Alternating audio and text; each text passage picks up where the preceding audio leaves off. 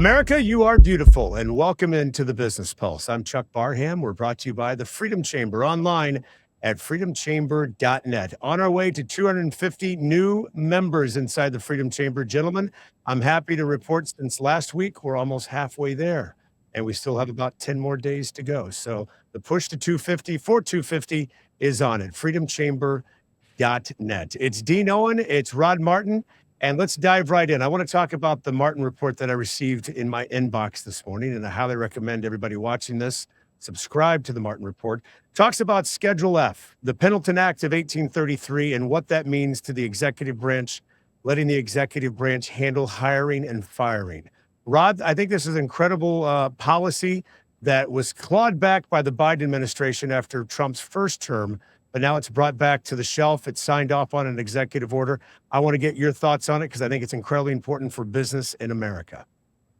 Well, it really is very important. It's one more step in a chain of events that this president has been initiating either through direct policy action in the first term or through rulings by judges he appointed in the first term, most notably the overturning of the Chevron decision in July of 2024, and now the return of Schedule F, which is an executive order that the president implemented very late in his first term. Biden immediately nuked it. What it says is actually just common sense. If you have a policy-making role in the executive branch, the president gets to fire you. Is this radical? Is this crazy? No, of course not. But it has not been the case, and it hasn't been for a very long time. The Pendleton Act, which is the core civil service act, it was passed in the 1880s. It wasn't until the 1950s that federal employees got the kind of permanent tenure that you would expect from a college professor. These guys are basically unfireable. And you can say, well, they can be fired for cause. Well, can they though? Because under Biden, only 6% of federal employees were working in the office. They were all working from home.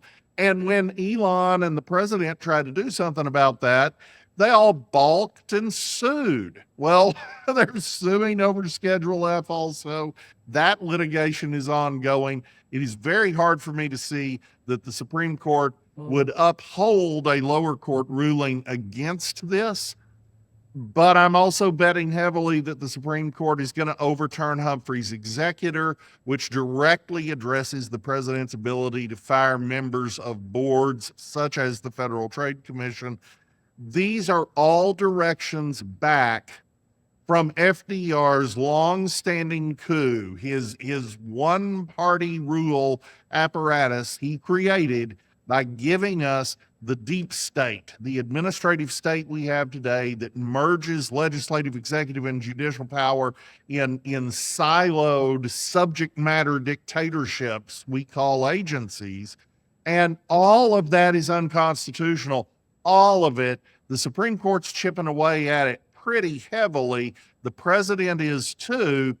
And truly, if Article 2, Section 1 means anything at all, it has to mean that the president has the ability to put in his own personnel and get rid of the guys who are telling pollsters, 42% of them, we're going to resist Donald Trump. Okay, so you're gonna resist the outcome of a national election. Okay, how can you still have a job? And the answer is now, at least for policy-making individuals in the federal bureaucracy, the answer is gonna be no, you can't keep your job, and elections actually matter. It just amazes me the bloating of the government and how, I guess, how they think their poop doesn't smell. Like they can just get away with whatever they need whenever they want and just continue to bloat our government. And this gives President Trump and the executive branch the opportunity to get rid of a lot of that bloating. Well, this is a philosophical disagreement, and it's not a new one. I mean, this goes back 90 years.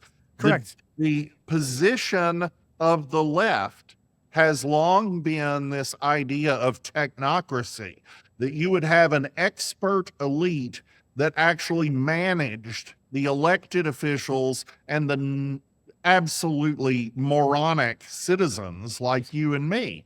And these experts would tell us what was true, and you're supposed to trust the science, whatever they decide that is this week. And of course, those experts never have a political agenda. They're completely neutral. They're just following the science, which obviously is false. And we saw during COVID in a way that was indelible and absolutely incapable of being unseen by the entire world. So this rule by experts experiment has lasted nearly a century. Donald Trump is dismantling it. You don't just get rid of the experts. We're going to have experts. That's not the issue. The issue is the experts should be accountable to the people through their elected representatives, not accountable only to themselves. Absolutely. Dean, your thoughts on that? Well, right after World War II, we moved to this system of governance where we're governed by the experts.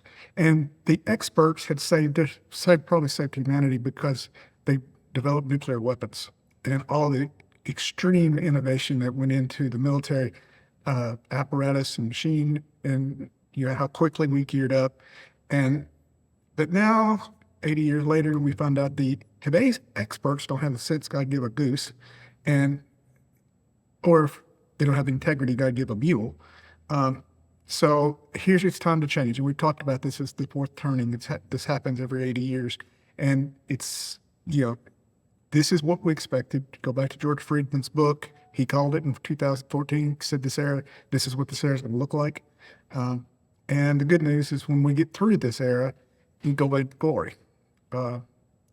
Unfortunately, the first three times it took a major war to get through this stage. So, we've talked before about how this is a dangerous time. It really is. And you've got not only traditional enemies like China or Russia, but you've got just today we were noting that there's been a surge of our IRGC linked individuals trying to smuggle across our northern border. And what is that for? That's sleeper cells, that's going into cities, disrupting. And coming up, as we're talking about, we've got the 250th celebration going on. The time's a little bit too on the nose for that. Yeah, we're going to talk about that with former Navy SEAL and former FBI agent Jonathan Gilliam. He'll join us in segment number 2. And I want to shift gears because I think it's incredibly important to talk about what happened today on Truth Social with President Trump's truth, as they call it, talking about the DOJ possibly investigating energy companies, energy prices, gas gouging. Is that an overreach, Rod, or is President Trump spot on? No, it's smart politics. This investigation is not likely to turn up anything, but people need to know that these guys were investigated. They're feeling the pain at the pump. This has been going on for a while. I don't believe there's any gouging. I don't think that makes any sense at all.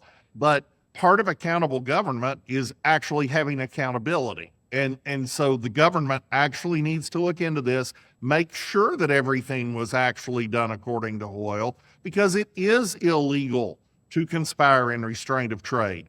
Gouging is illegal, and the people deserve to be protected from it. Again, I don't think that's what we saw here, but it can't hurt to reassure people that their government's actually looking out for them for the first time in a very long time. Absolutely. As we head into America's 250th celebration and summer vacations are in full swing, along with travel, that's the number one talk around my friends and my family are the price of gases, and people get all cheery and teary-eyed when gas dips 20 cents. And I say, guys, they've conditioned you to think $4 a gallon is cheap, when it really should be $2 a gallon or below. Sure. But Dean, your thoughts on that? Well, I noticed right before we came on, Trueflation is reporting our oil, it's 72 this morning. Fox News was at 70. So as we projected, the prices are coming down.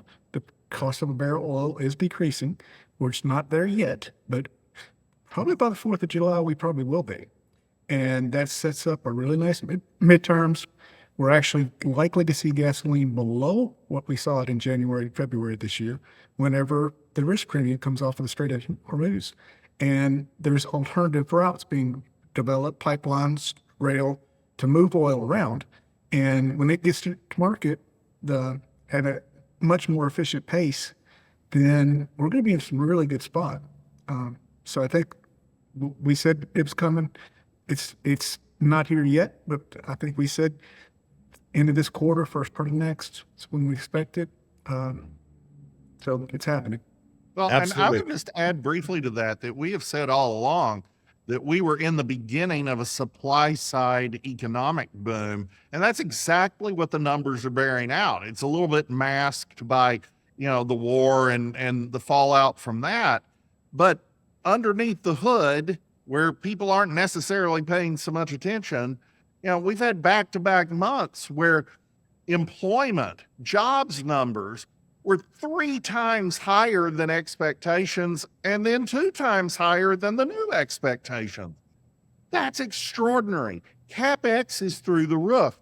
Factories are going up everywhere. Everywhere you look, there are data centers. And by the way, the people who are going against data centers really need to check who is paying the activists who are telling them to hate data centers, because it's the Chinese Communist Party. They're trying to win the AI war by manipulating our public. But all these things are jobs. In the first phase, construction jobs. In the second phase, long-term manufacturing and high-tech jobs that pay really well, many of which are going to go to skilled but not college-educated labor, which means you're getting back in the direction very quickly toward a middle class that can thrive even on a single income, can own a home at a reasonable age, and can live like our parents did. That is a breakthrough. And it's a lot of what Scott Bessent was talking about the other night last night at the Economic Club of New York, an economic statecraft that creates not just a better environment for every American, but also uses America's disproportionate economic power to reshape the globe in a way that works for America and its allies. That is a powerful thing. We're going to be republishing his speech in full tomorrow morning at rodmartin.org. Everybody should take a minute to read it. And that truly dovetails into what President Trump brought to the forefront when through his first election, is making America great again. I mean, that is really what it's about. Energy jobs, construction jobs, factory jobs, middle class, pulling yourself up from the bootstrap and just getting after it. And I think you're going to see a lot of that as we can go back and look at our historicals through our shows here on the Business Pulse. Rod and Dean, you guys have been spot on with a lot of those timelines, and a lot of those things have come true. And in our second segment, we're going to bring on an expert to talk about safety and what you need to do to keep your friends, family, and your gatherings safe around America's 250th birthday. And we're going to dive in a little bit to the UFC and what happened there and what got thwarted. We're going to bring in Jonathan Gilliam. He's coming up next here in the Business Pulse. America, welcome back into the Business Pulse. I'm Chuck Barham. Dean Owens here. Rod Martin's here. And former Navy SEAL and FBI agent Jonathan Gilliam joins us. Jonathan, welcome in, bud. Hey, good to be with you guys. It's been a while. And I want to point something out inside of Jonathan's screen there. You'll look over his right shoulder and you'll see his book, Sheep No More. I think it's incredibly important that every family have a copy of that and read a copy of that and reread a copy of that and discuss it, especially as we head into Independence Day and our 250th celebration, because the enemies are here. The wolves are there. The foxes are in the hen house. How do we keep ourselves safe? Let's start with the UFC fight and what was thwarted there, Jonathan. You've got a lot of insight and intel there. Well, first of all, Chuck, I'd just like to thank you for pointing my book out, because as a former SEAL, we are mandated to write a book now. That seems to be the case. So we all come out and write books. So no, but this book is an instruction manual we've talked about before, showing people how to think like an attacker. And I think that's the thing that distinguishes this book. And it's done really good since it came out in 2017. A lot of people, it's changed their lives in a lot of ways. But, when we look at this UFC plot that occurred. I don't know really how far along that was. It was a big enough deal though, where this one individual's mom heard him talking about it and was nervous enough to call law enforcement, which I commend her for tremendously, because time after time you hear about parents or wives or friends that after the fact they say, well, there was some weird stuff going on, but I just didn't think anything about it. I mean, we live in a day and age where you need to think something about it. And I think when you look at the totality of that plan and who's involved, and we still don't know anything about the other 19 or 20 people that are potentially involved. But when you look at the people that we know about, the 5 that were arrested, it's a very interesting mix, because you, first of all, have an illegal alien at the very top. I think that says a tremendous no amount. less. Say again? A dreamer, no less. Yes. A DACA kid. Right. So that is very interesting, because somebody came here to this nation and then it was either programmed or grew into this leftist ideology and formed a group that was planning on carrying out, these attacks. When you look at the rest of them, what I've started to see since I've got out of the FBI, I wish I knew these lessons when I was in the FBI, is that the world is filled with BS artists. Like they're everywhere, and a lot of them are at the top of businesses, government, nonprofits, activism, and then you have a plethora of followers that jump in there, and so you end up having these things. And what's so interesting about this group, the other thing, is that it's not just leftist. I'm starting to see that people who term themselves as libertarians, and then incels, which they kind of have an incel type of ideology. The guy that just shot up Montreal, the Jewish community in Montreal, had an extreme hatred of feminists. Like there's this weird dynamic of these groups of people who deem themselves as altruistic, and they're easily programmed because they're all the same when it comes to their solutions. It's my way or we're going to burn it down. And I don't care what you call yourself. You call yourself a Democrat, a Republican, a libertarian, an independent. You cannot have the concept in life that it has to be this way or it's completely wrong. That's what's happening to Trump now with Iran is, I don't necessarily agree with everything the way he's handled it, but I don't have all the information he has. And I have to support him because he's shown me throughout his tenure of being the president that he's made incredible decisions. And so it's the same thing here. These people are easily programmed because they just feel like it has to be this way or I'm going to burn it down. So the grooming foundation is there. The ability to communicate without the need for overt texting, and they can go into all these things like Signal, for instance, that law enforcement is not going to know about unless somebody turns them in. And I think the whether it's through video games, whether it's through like the cartels down in Central South America, where these groups have had people come from special forces or the military and train them and become a part of their group. However it's happened, or if it's leftist and these, China, Russia, Iran, and these other groups teaching people who go in and then teach people, the tactics that they're using and the plans that they're coming up with are pretty advanced. And the way that they're looking at using drones, for instance, 4 years ago would not have been a part of a amateur terrorist group's plan. And so things have evolved, but law enforcement hasn't evolved to get in front of it. So these are all fascinating aspects of how things have progressed. And it's what the American people should be looking at, because again, as this book shows, as we learn in the SEAL teams, you have to think like the attacker. Politics is the same way. You have to think like your opponent. If you don't think like the attacker, they're going to evolve faster than you, and you're going to be unaware when something is boiling. And so that's the real fear that I have now, is that because these groups have come together, because ideologies are mixing, and people who would never have gotten along before somehow found that Jewish hatred is like the center of these groups coming together, and hatred of the United States or hatred of Trump. And so that these different ideologies that have nothing in common are now finding a commonality to come along together and use these tactics that are advanced beyond law enforcement. And that is a worry. But as we've seen, this mom, who was an aware human, foiled this attack. So as I always say, the greatest tool in the toolbox is an aware human.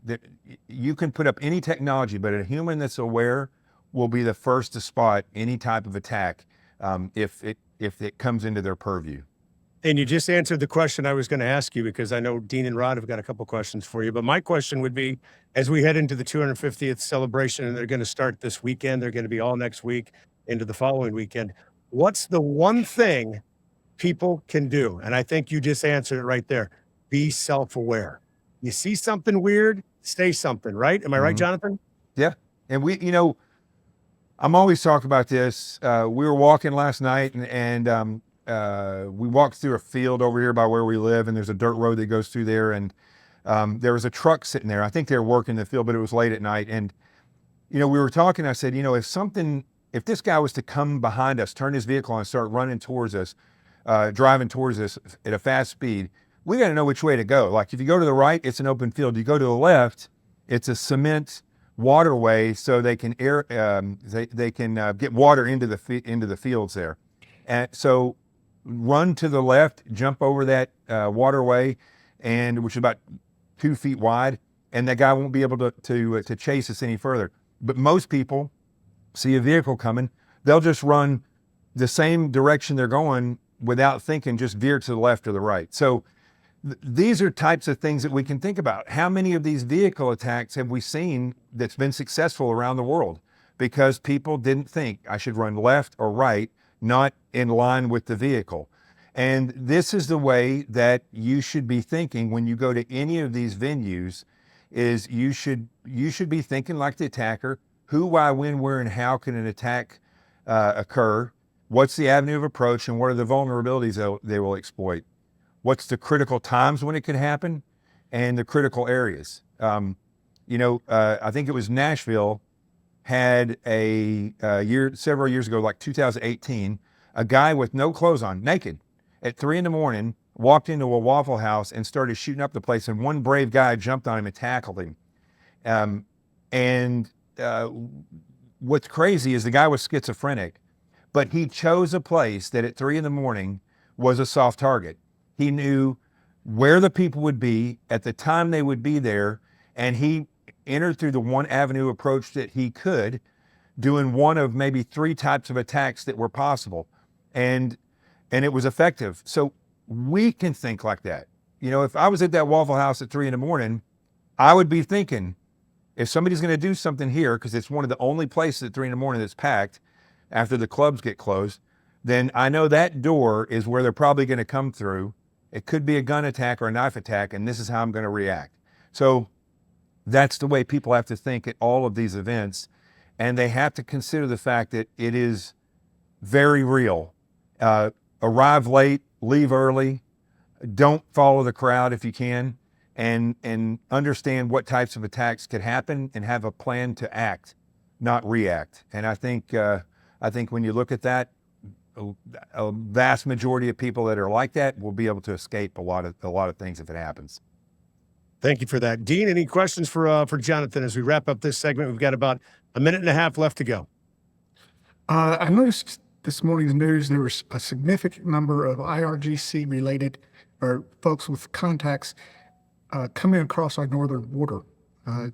What can you tell us about that, or how to frame that put a frame around that for us? Well, I think that's always been a case that the potential for getting people in here is there. And I think this may be one of the reasons that people are overlooking on why President Trump is pushing so hard. This is my theory, is that if the World Cup wasn't going on right now, it might be a totally different story, and it might be a different story in a month. If he can keep these talks going and keep some peace going, that means that Iran is not going to order a hit by these people who are coming in over the border. That's a possibility. But it is, here's the other thing people have to realize. These people that you're talking about, they're not just yahoos that live across the country that are, 19 years old. These are individuals that are war hardened and understand how to fight, move, and communicate.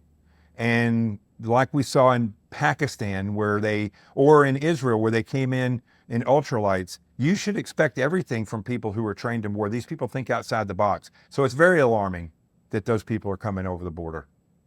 Rod, I'll give you the final question in this segment as we wrap it up. Go ahead, Rod.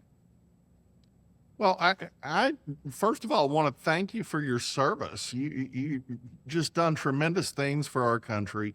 We're so grateful for all of that. I want to see what you have to say about the threat environment as it's evolving domestically. We've been talking about the rise of radicalism that seems to be uncoordinated ideologically, but you really put the nail on the head, I thought, when you said that these guys share in common their hate for Trump, their hate for America. There are things that bind them. We see a red-green alliance in New York. We see it around the world. So what are your thoughts about the dangers we face over the next couple of years in particular and going into the 2028 election as a result of that? I'm so glad other people are talking about the Red Green Alliance. I used to host for Hannity and on his radio show and then on Sirius on Patriot Channel. And when I got out of the FBI in 2013, somebody sent me a video about Yuri Bezmenov, and he died in '84. And that changed everything. He died in '84. He was a defector from the Soviet Union and was an expert in subversion. Everything he talked about has come to fruition. And the Red Green Alliance was the biggest thing that stood out. And now you can see this. You can see where the tactics, techniques, and procedures. You can see how the uniformity of their narrative comes out. And it alarms me greatly that over in Iran, I totally agree with where President Trump was going. I think they should be annihilated. But we have not done anything really to bring down their intelligence apparatus. That is more dangerous than any smart bomb or missile that they could have at this point. And we have to demolish that because they're the ones that are probably leading this along with China and working together. This country is filled with people who have narcissistic, altruistic tendencies. And that is an evolution that's occurred since social media came on. And it is growing rapidly. And it's all based in hate. It's based in hate, notice me, and I'm the hero. And, MAGA even suffers from this to some extent because everybody thinks they're a hero, but they only want things done the way that they want them done. So there's no camaraderie there, but there's camaraderie on the left.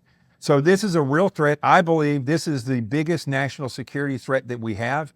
I think that President Trump, before he leaves in 2 years, really should concentrate on getting a hold of this. And it might take firing Kash Patel and putting somebody in the FBI who understands this Red-Green Alliance, how they have infiltrated and subverted our government agencies, and start cleaning house. I don't see that happening, but I believe this is the biggest national security threat that we face because it's internal.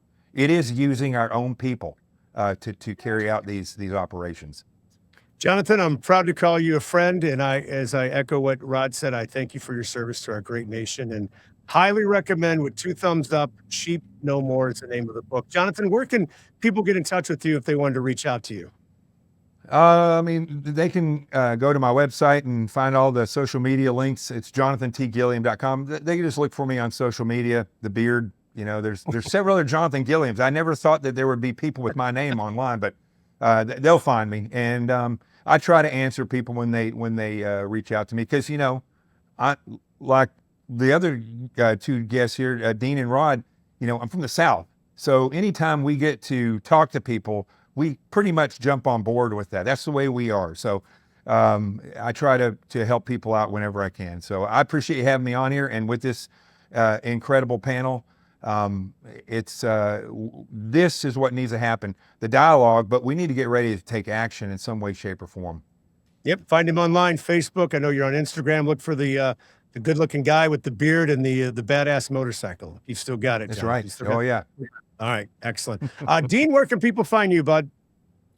Just jump on website, owencpa.com.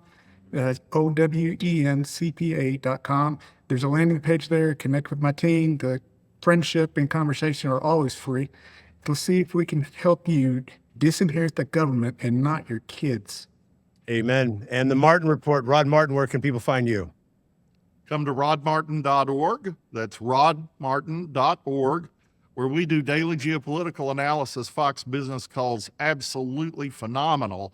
We've got tens of thousands of subscribers there for our long form content, hundreds of thousands more followers on social media. There's a reason. So come to rodmartin.org. Gentlemen, thank you so much for being a part of the Business Pulse today. And as I always say, without 2A, there is no 1A. Thanks for being here. And thank you to the Freedom Chamber for sponsoring us at freedomchamber.net. This has been the Business Pulse. The American dream, full of grit, determination, and unthinkable achievements. Building and owning your own business is a monumental task. A place to find guidance, resources, and connections doesn't exist. Until now. The Freedom Chamber. A dynamic and innovative organization established to empower businesses across all sectors. The Freedom Chamber. Find us online at freedomchamber.net. Join us today.